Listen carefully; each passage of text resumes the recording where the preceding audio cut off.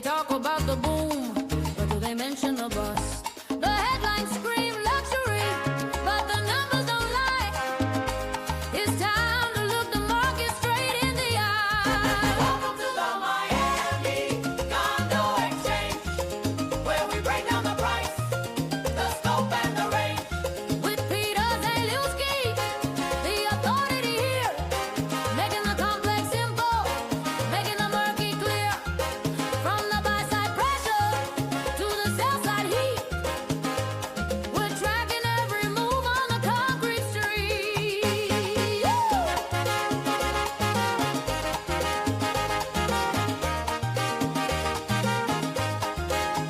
We got the data, the stats, the metrics you need. Beyond the flash and the glamour, we're planting the seed of truth. We analyze the trends, we map out the spread. Is it vintage charm or a money pit trap? We're looking at the analytics, closing the gap. Past performance, present shock, future prediction. Separating hard reality from the friction of fiction. No sugarcoating, no fluff, no disguise. Just the raw condo numbers right before your eyes. South Florida is shifting, the tides start to turn. If you don't know the math, you're gonna get burned. Yeah, this is the Miami Condo Exchange. Welcome to the Miami Condo Exchange, where we break down the price, the scope, and the range.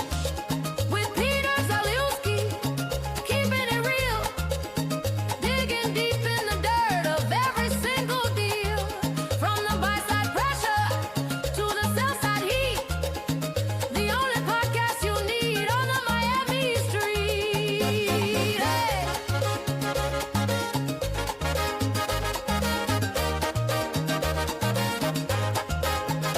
Real numbers, real talk. The hyperbole stops here. This is the Miami Condo. Condo Exchange, y'all.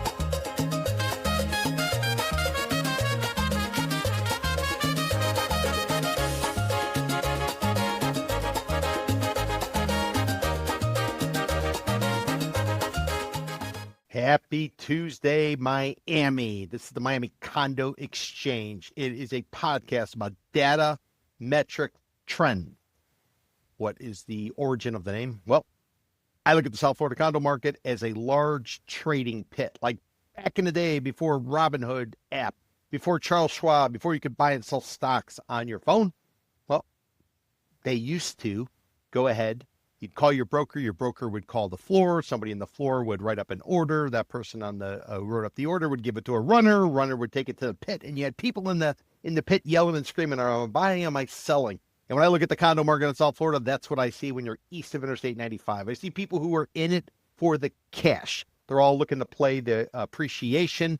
They're betting that the prices are only going to go up because we're the gateway to Latin America. We have 1,000 people a day moving to Florida, which they've been saying forever and ever and ever, and all of the other hubbub that comes from the Convention and Visitor Bureau. What we're trying to do with this podcast, we're trying to give you data, we're trying to give you trends, we're trying to give you metrics, we're trying to give you a sense of what's really going on in the marketplace. We're stripping away the rosy Convention and Visitor Bureau perspective, and we're giving you straight talk on a weekly basis every Tuesday at 4 o'clock. If you're watching this live, well, you're going to be able to get access to everything.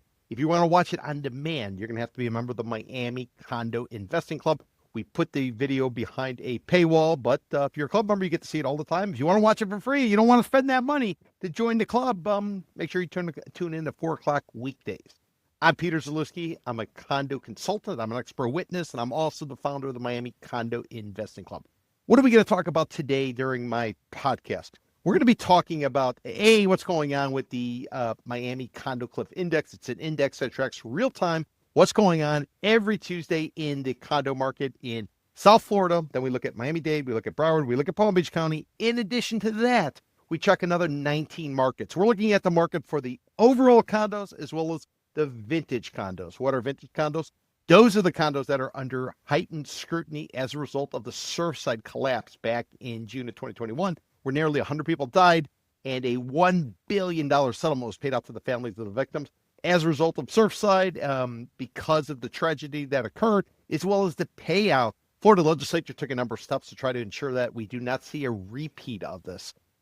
Part of the things that they did, or one of the things that they did, is they put in place inspection requirements where every 10 years, a condo association has something called the Structural Integrity Reserve Study, which is basically an eyeball exam by experts, licensed architect, licensed engineer.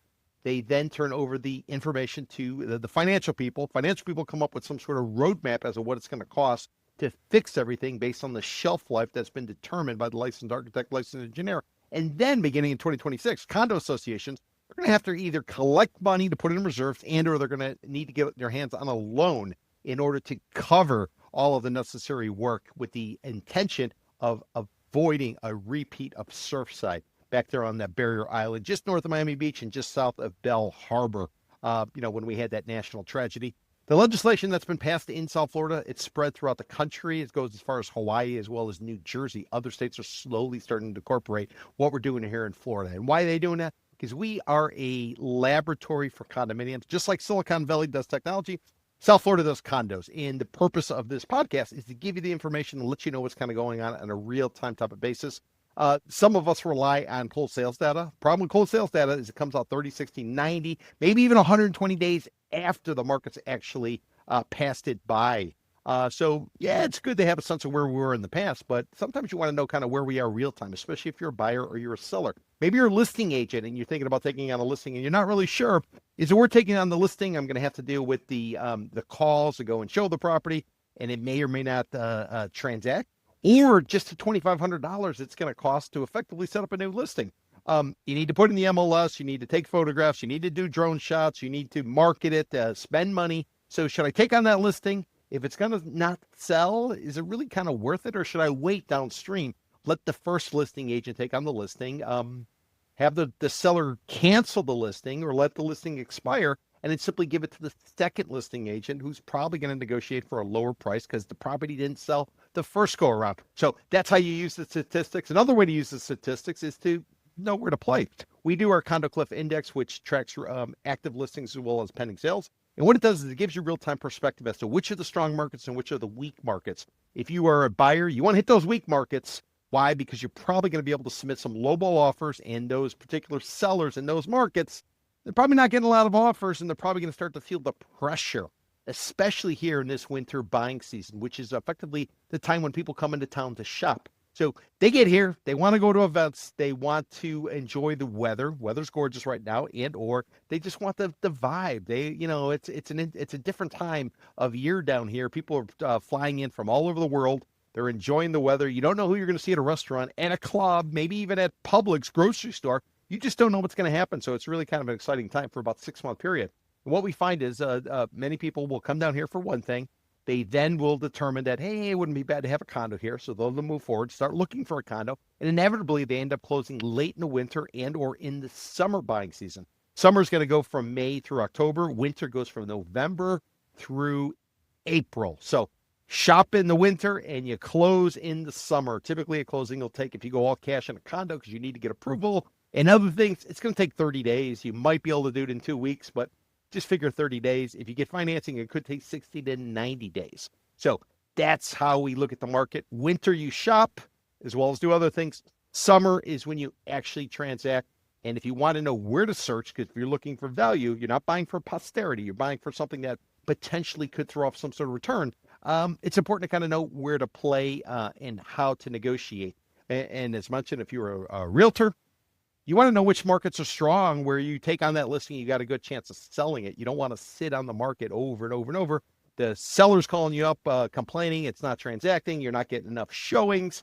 You're getting all these calls. You're coming to show the property. Maybe you're going at a high-rise condo tower in Miami Beach. Costs you $25 to valet your car. You get up there. Would-be buyer comes in. They spend 2 minutes, and then they leave, and you're like, what the hell did I just do? And now I got to deal with traffic to go back to the mainland or wherever you're going. So this is how you use the information to really sort of pinpoint and create like a laser of what it's all about. So what I'm going to get into right now is I'm going to talk about what's going on with the Condo Cliff Index. We'll show you which markets are strong, which markets are weak. We're going to look at South Florida, then we'll look at Miami-Dade, we'll look at Broward, we'll look at Palm Beach County.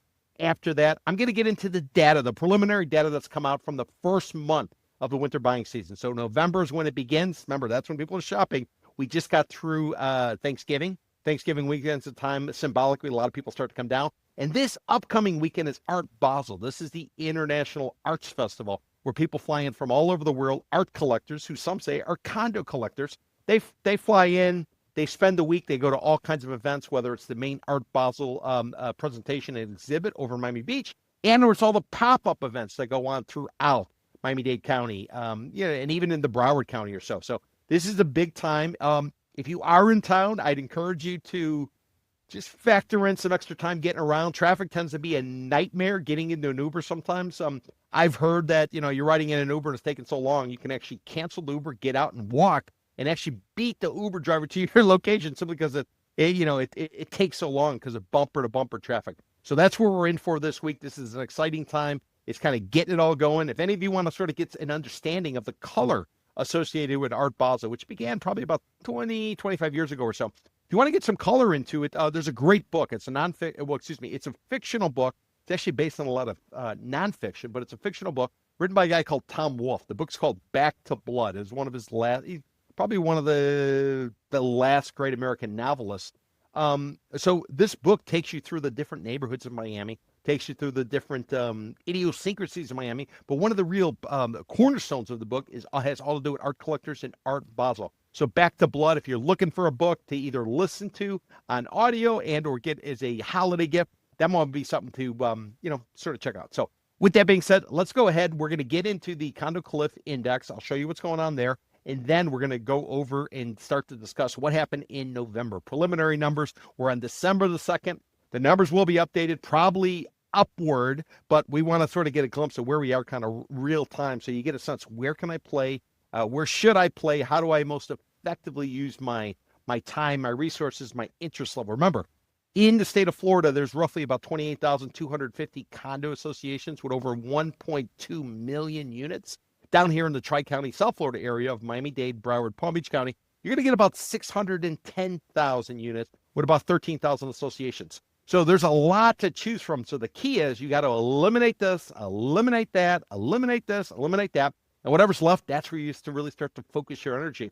We're big believers that if you are interested in going after a condo, find the building first. Find a building that meets all your all your criteria. And then once you have a handful of buildings that make sense, now you can drill down and you can really kind of focus on picking up the perfect type of unit for you. What do I mean by that? Well, some buildings have dog restrictions, pet restrictions. Others don't. Some of them are facing special assessments because of, remember I said, the milestone inspections, the inspections that came as a result of the Surfside collapse back in June of 2021. So there's all kind of idiosyncrasies involved with these condos.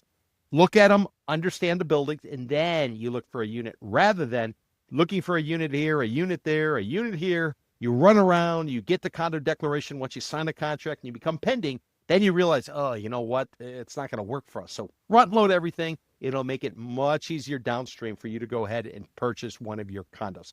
Let's go ahead and I'm going to share a screen and we're going to get into what's going in with the index right now as of December the 2nd, 2025. So